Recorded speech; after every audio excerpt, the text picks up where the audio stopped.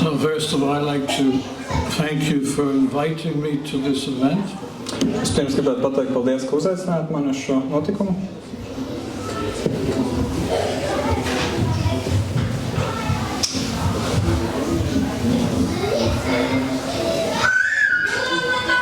And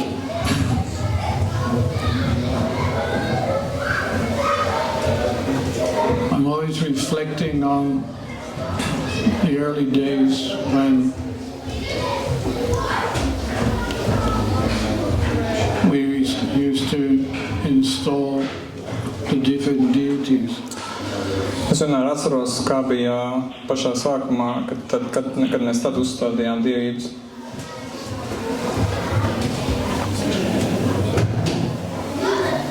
I already have gone. Man jau ir ziedavītne.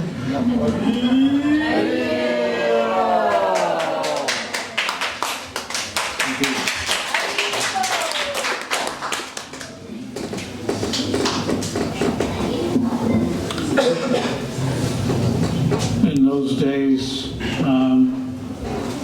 there weren't many deities around. Un to laiku nebija nemaz tik daudz to dievību. 1972, 1972. gads. we had our deities in London, Radha Londonishvara and Gaurnitai. Mums bija dievības Londonā, Radha Londonishvara un Gaurnitai. Some deities in Germany, Bija arī kaut kādas dievības Vācijā. and in Sweden we installed deities a little later. Zviedrijā dievības mēs uzstādījām vēlāk. 81 we installed deities in Finland. 81. gadā mēs uzstādījām dievības Somijā.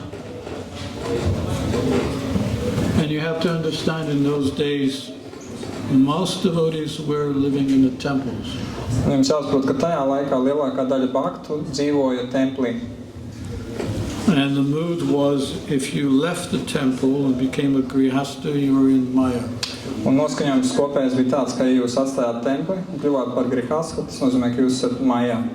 Because we have no conception of what it was like to be a devotee outside the temple. Tas jums vispār nebija priekšstat, nebija koncepcijas kā tāds, ko nozīmē bhakti, kas dzīvo ārpus tempļa. Yeah, even the sannyasis, they would preach to the brahmacharis Un arī saņāsi viņu sludināja brahmačārī, that when you go on the street to distribute books, ka tad, kad jūs iziet uz ielas izplatīt grāmatas, don't distribute any books to women. tad neizplatiet šīs grāmatas sievietēm. Is it possible that children could be a little quieter? Vai ir iespējams, lai bērni būtu nedaudz klusāki?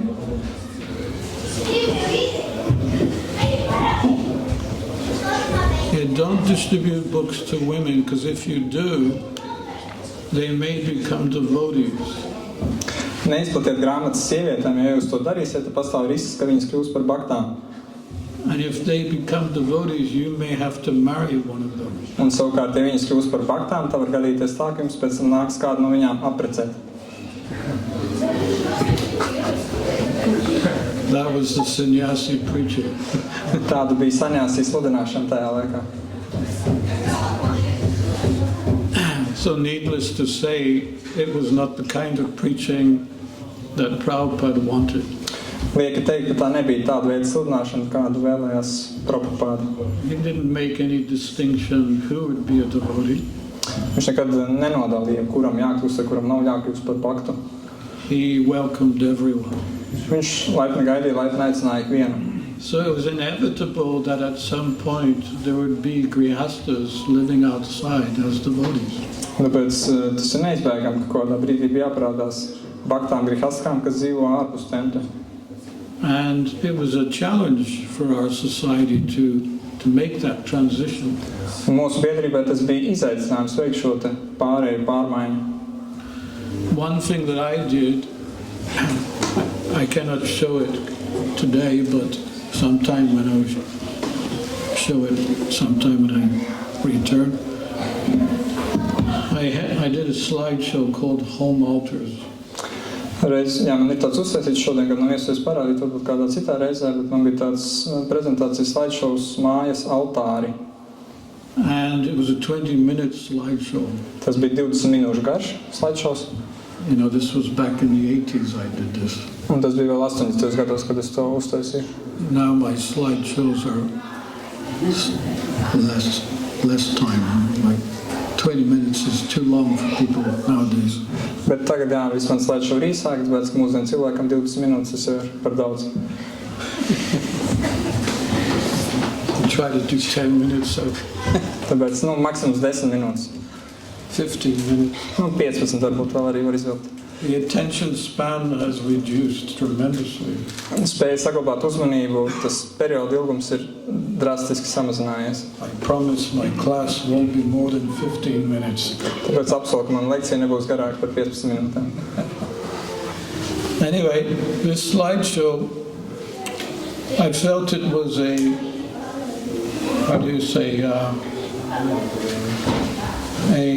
ISKCON social development slideshow. Es teiktu, ka tas slideshows bija ISKCON sabiedriskās attīstības slideshows. Social development means we knew we had to change. We had to introduce Grihasta life from outside the temple.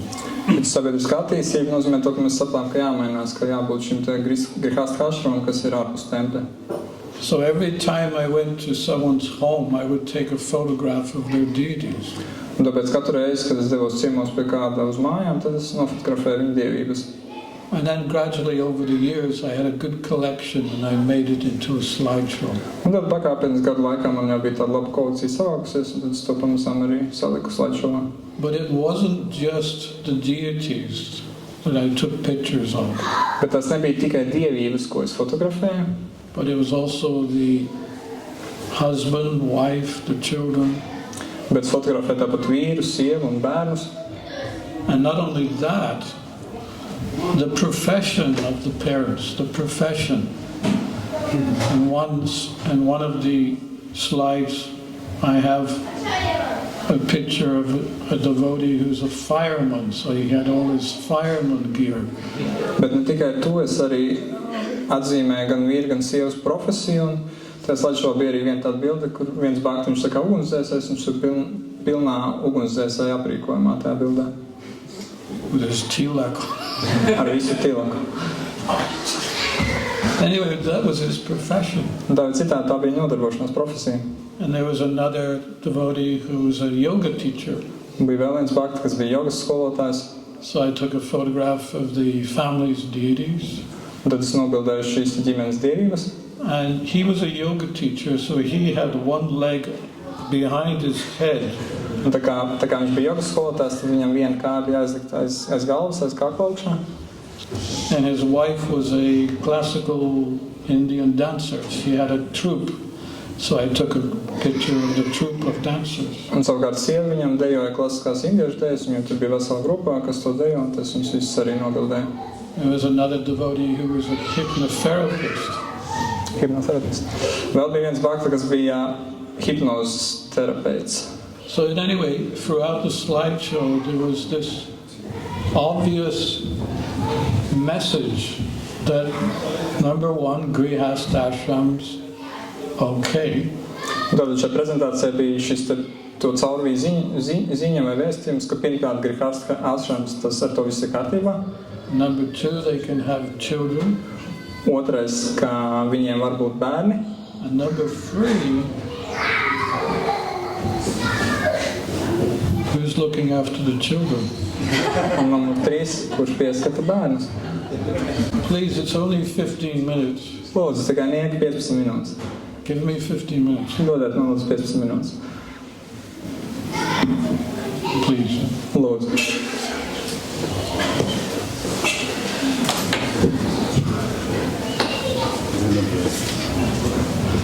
And what was number 3?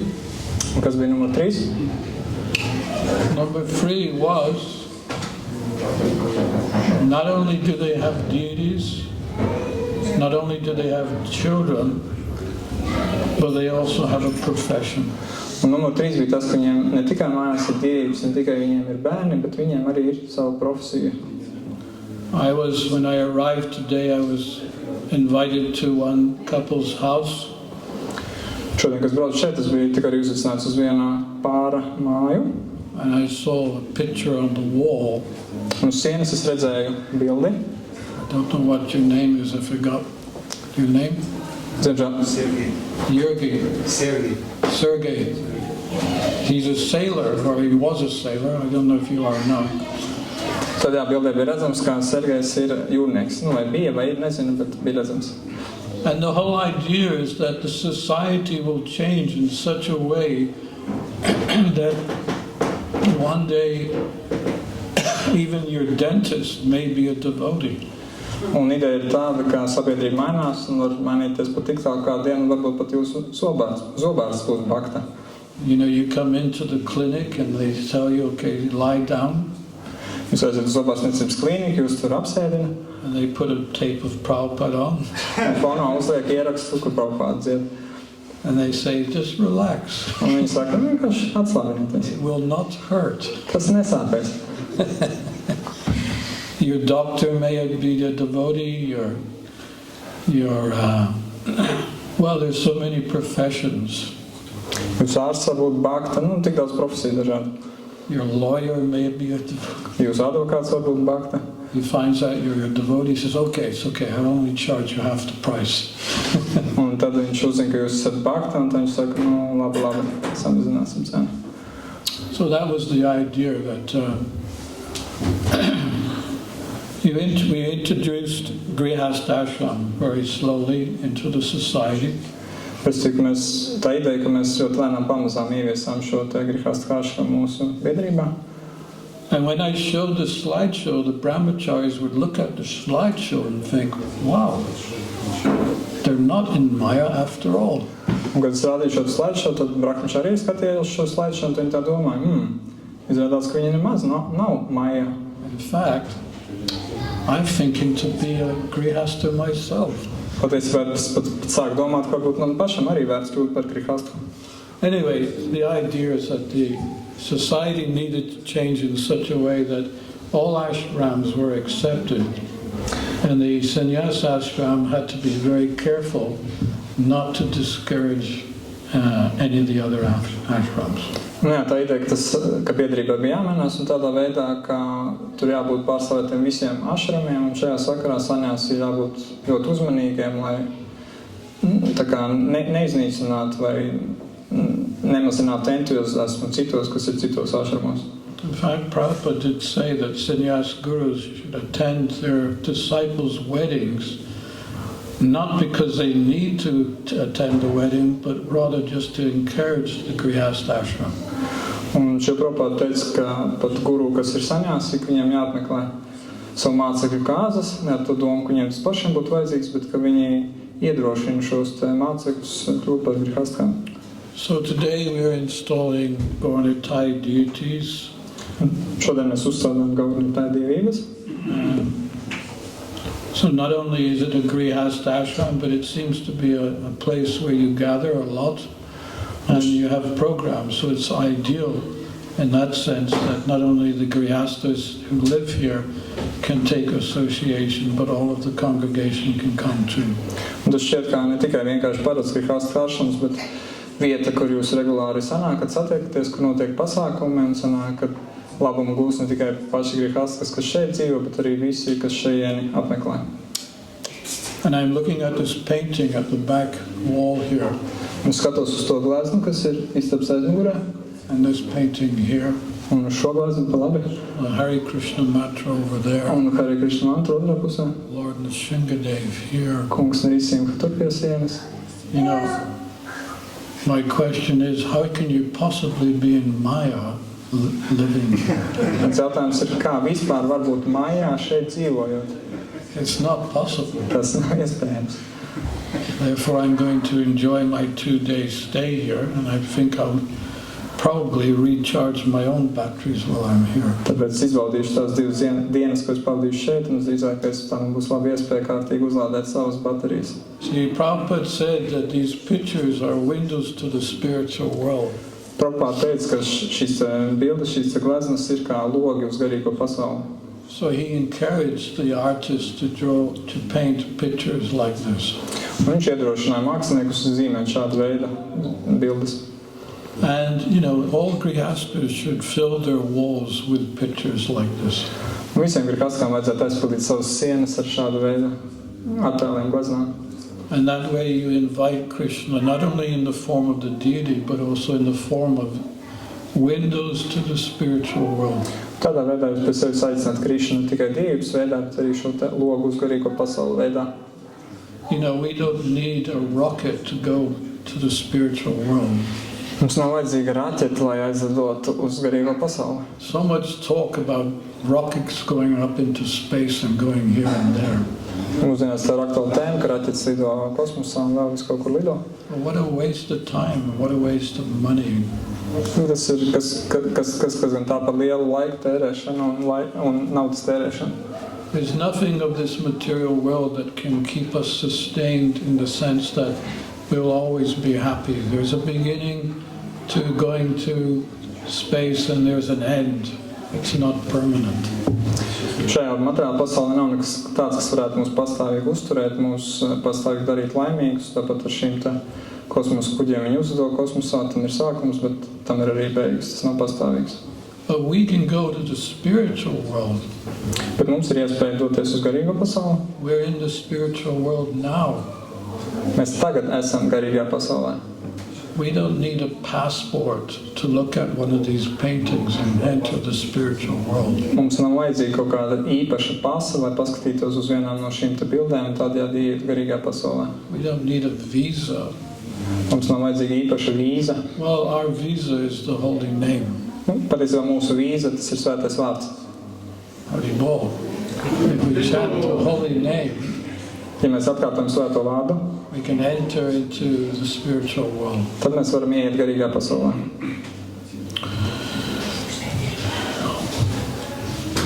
It may be said that God's willingness to incarnate in the deity form Var teikt, ka Dieva vēlme iemiesoties atnākt dievības veidolā constitutes the ultimate expression of love for humanity.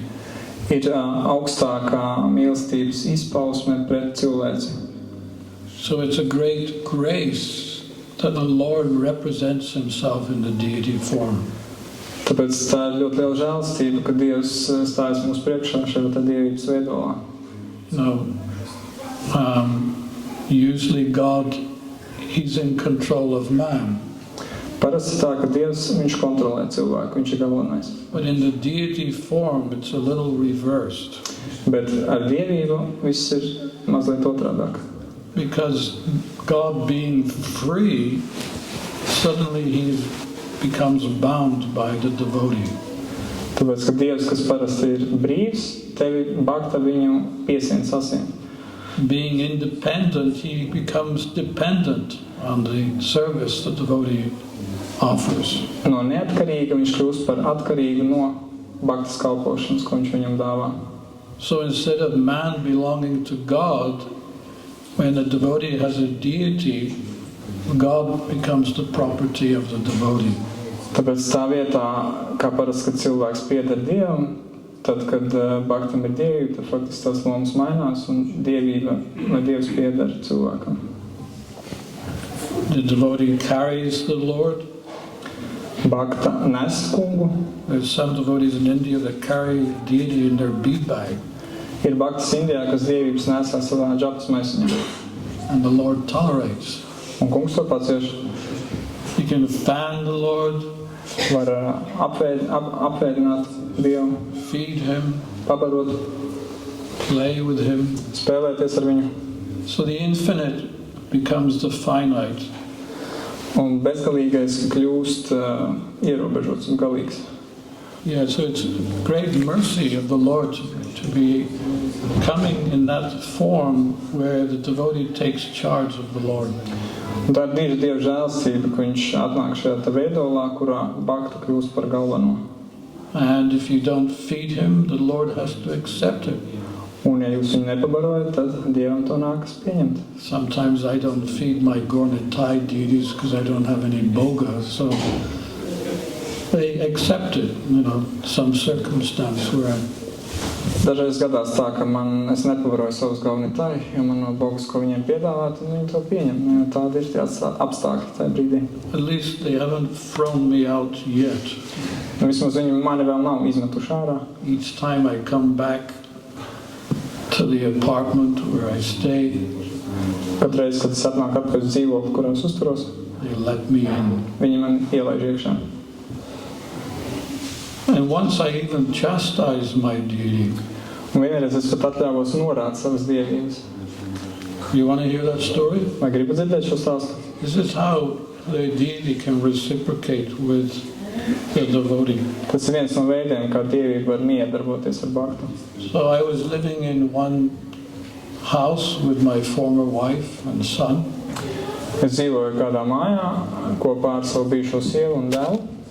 But I got an email from the landlord who said, I'm coming from Germany back to the UK and I want my property back.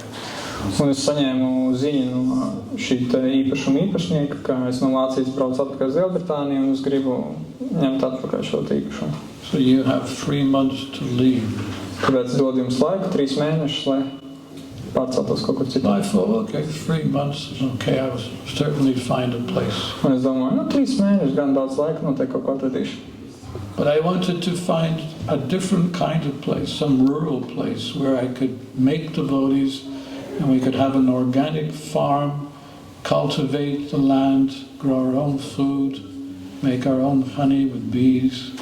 Bet es gribēju atrast cita veida vietu, vairāk kaut kur uz laukiem, kur mums varētu būt sava organiskā ferma, kur mēs audzētu ēdienu, kur mums būtu bites un mēs ražotu medu.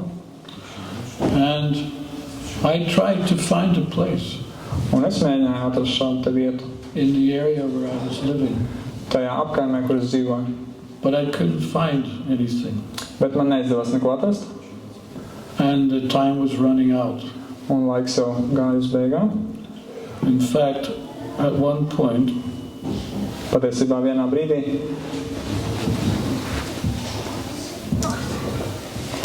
so my computer's going strange. Mans dators nedaudz dīvaini uzvedas. Okay. At one point I had 3 days left. Un bija pienācis tāds brīdis, ka palikušos tikai 3 dienas. And I came to my Nitai deities. Un es piegāju pie savām Nitai dievībām. I said to them, look, I've tried. Un es viņām teicu. I've tried my best to find a place. Es viņām teicu, es esmu mēģinājis visu savu labāko darīt, ko vien var, lai atrastu jaunu vietu. Now it's your turn. Tagad ir jūsu kārta. And I was so frustrated. Un es biju tik ļoti vīlies, saskumis. But I even said to them, and if you don't find a place in the next couple of days, you don't get any more chapatis. Kas atļaus viņiem pateikt, jā, tuvāko dienu laikā jūs neko neatradīsiet, un no manis čapatī vairs negaidiet. And I was like, what? What did I just say? Un pēc tam, kad es to pateicu, tā padomāju, pagaid, ko es tikko pateicu? In frustration, you say all kind of things. Kad esat vīlies, jūs visādas muļķības sarunājat. But I realized that I said something like that to my deities, and I was wondering whether that was offensive or not. Un, kad es tā pateicu, es sāku domāt, vai tas, ko es pateicu savām dievībām, vai tas bija apvainojoši vai nebija. But they liked it. Bet viņiem tas patika. Because that afternoon, which was Friday afternoon, the last chance that I had to secure a place, Jo tajā pēcpusdienā, kas bija piekdienas pēcpusdiena, un faktiski pēdējā iespēja man atrast jaunu vietu, I started to phone the same companies, these what do you call them? These real estate. Real estate company. Real estate places, yeah. Un tad es vienkārši atkal sāku apzvanīt tās pašas nekustamo īpašumu aģentūras, kam iepriekš bija zvanījis. I was phoning one place and the lady said, well, it's Friday afternoon and everyone's gone home early. Un bija viena aģentūra, viens uzņēmums, kurš piezvanīja, un tur pacēla sievieti, viņa teica, šodien piekdiena, visi jau agrāk ir aizgājuši mājās. And she said, well, maybe I can help you. Un, faktiski viņa pēdējā tur palikusi un teica, varbūt es varu jums palīdzēt. I said, well, who are you? Es prasīju, labi, bet kas jūs esat? She said, I'm the cleaning lady. Viņa teica, esmu apkopēja. I said, well, how you're possibly going to help me? Un tad viņa prasīja, kādā gan veidā jūs man varētu palīdzēt. She said, no, just tell me what you want. Un viņa teica, vienkārši pasaki, ko jūs vēlaties. And I was trying to get rid of her, but she was insisting. Un es tā kā mēģināju viņu atfutbolēt, bet viņa uzstāja. So I gave in and I said, okay, I'm looking for a rural place. Un tad es padavos viņas uzstājībai un teicu, labi, es meklēju vietu laukos. I went into some details. Un es tev izstāstīju detaļas, ko es gribētu. So she immediately said, take this number down. Un viņa tūlīt pateica, pierakstiet šo te numuru. So I took the number down. Un es pierakstīju. She said, phone this. I know this agency. I have many places like that. Un viņa teica, es ļoti labi zinu šo aģentūru, viņiem daudz ir tāda veida vietu. So I was phoning one agency. I phoned that number and the agency said, yes, what do you want? Tad es piezvanīju tam numuram un tur pacelt aģentūru un prasīju, jā, ko jūs vēlaties. And I explained what I was looking for and she said, oh yes, we have free properties. Un es izstāstīju, ko es vēlos, un teica, jā, mums ir 3 tāda veida īpašumi. She said, I'm not supposed to do this, but I will give you the address of all free properties, so during the weekend you can go and look at them from the outside and then come back to me on Monday morning and tell me what you want. Man to nevajadzētu, es pat nedrīkstētu to darīt, bet es jums iedošu visas 3 adreses, lai jūs pa brīvdienam varētu aizbraukt visas vietas un ārpus apskatīt, un tad pirmdien pateiksiet, kur no tām jūs gribētu. So I took the details and I spent the weekend visiting each place. Tad es piefiksēju tās detaļas un tad pa nedēļas nogalu apmeklēju visas tās vietas. First place was good. Pirmā vieta bija laba. Second place was better. Otrā vieta bija labāka. And the third one was exactly what I was looking for. Un trešā bija tieši tas, ko es mēģināju. I went to the agency, signed the contract, and Tuesday morning we moved into the property. Un tad pirmdien es aizdos uz šo te aģentūru, mēs parakstījām līgumu, un otrdien mēs jau ievācāmies šajā jaunajā vietā. Nitai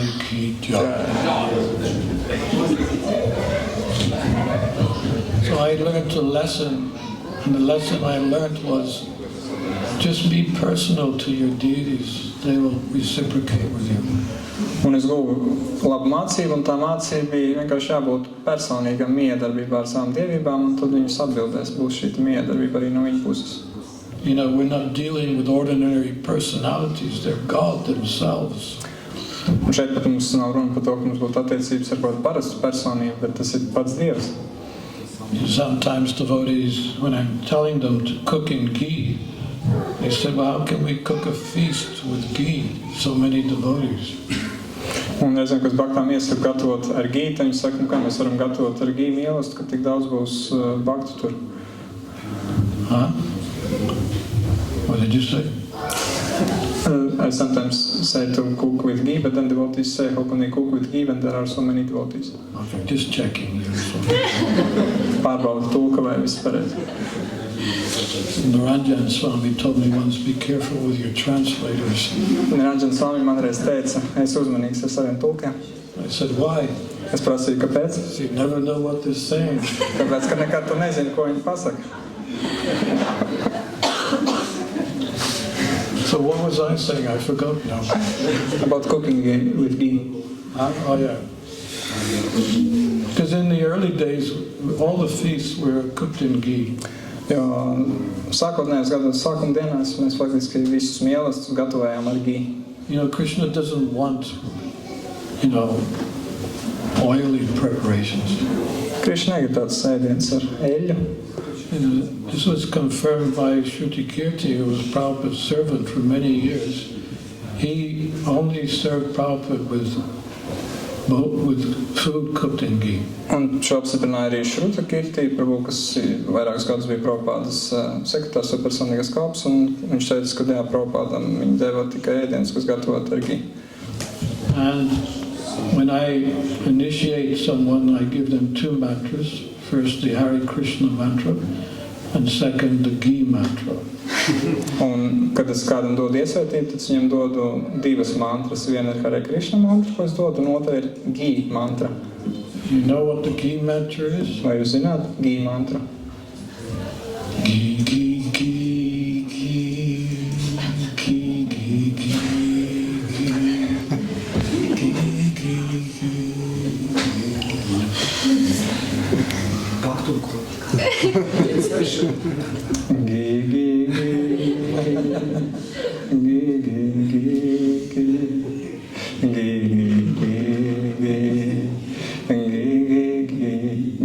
I like this translated. Man patīk šis tulks. But this is the argument that they're saying, how can we cook in ghee so many people? Un lūk šis arguments, ka kā mēs varam lietot ghee, ka būs tik daudz cilvēku, kas to ēdīs. How is it possible? We have not enough money. Kā gan to izdarīt, ja nav pietiekami daudz naudas? So what's the answer to that? Un kāda ir atbilde uz to?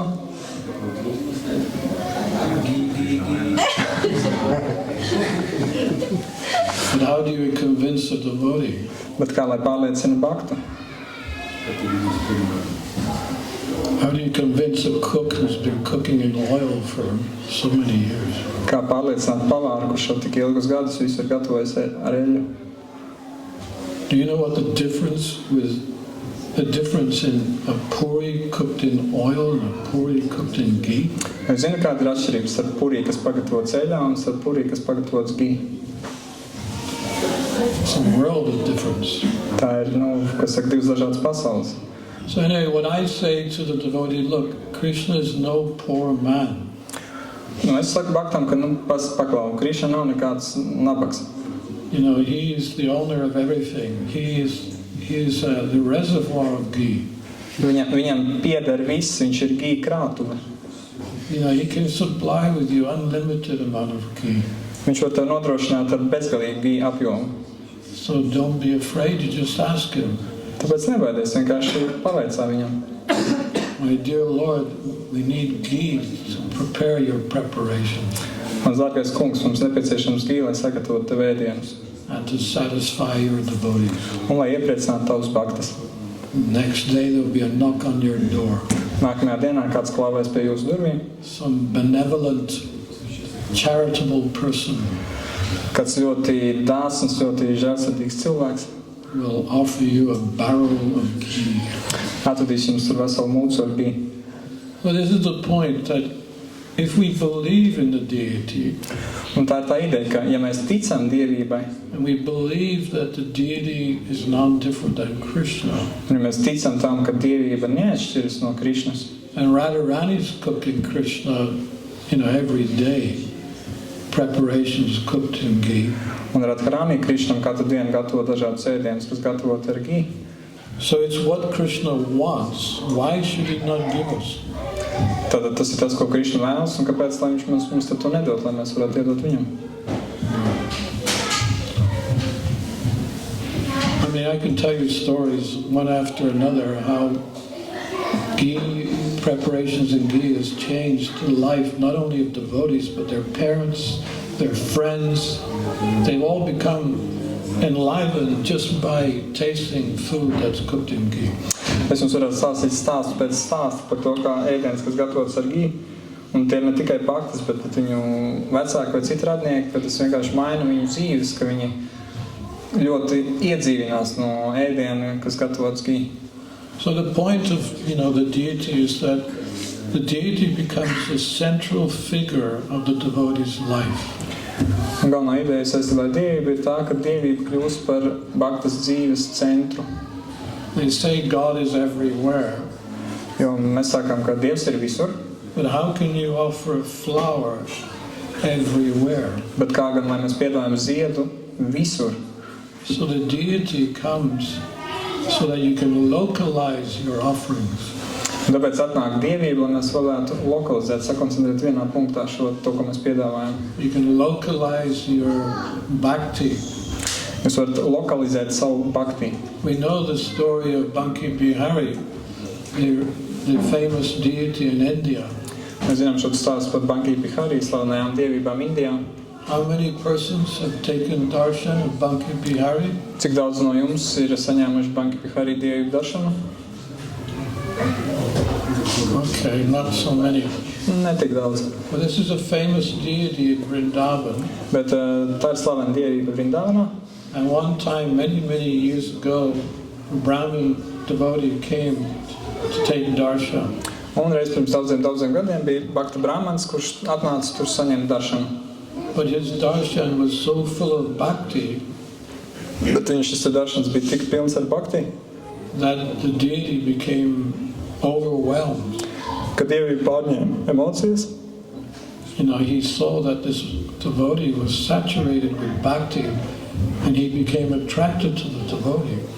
Dievība redzēja, ka šis bhakti mīlestības pilns, un viņš ļoti pieķērās šim bhaktam. And when the devotee finished his darshan to leave the temple, Un, kad šis bhakti bija beidzis savu daršanu un bija gatavs jau doties prom no tempļa, the deity jumped off the altar and followed him. tad dievība nolec no altāra un sekoja viņam.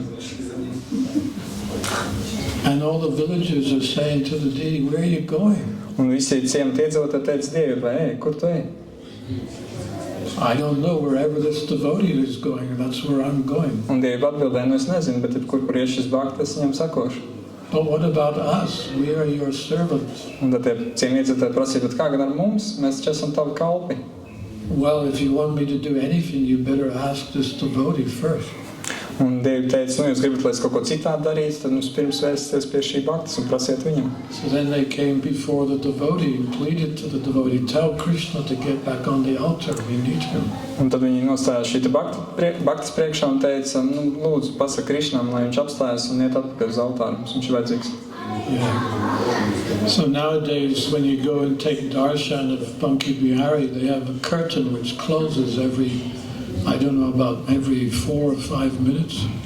Un tagad, kad jūs doties pie šīs Banki Bihari dievības, tad priekšā ir aizkarš, kurš aizveras katras 4-5 minūtes.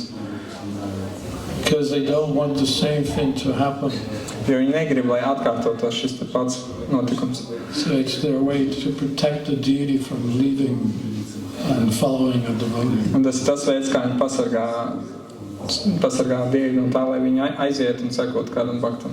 It's a wonderful pastime. Tā ir brīnišķīga.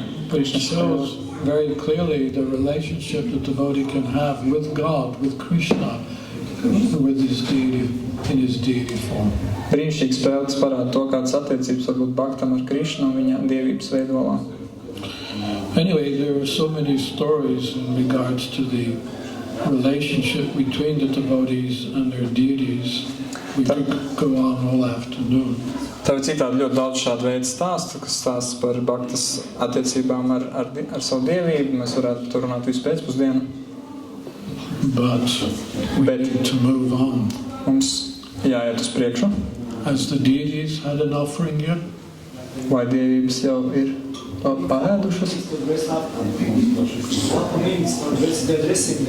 Addressing stuff. So should I carry on until you come? Okay. Jā, tad dievības vēl ģēra pāris minūtes vēl. Well, maybe we can open it up for questions about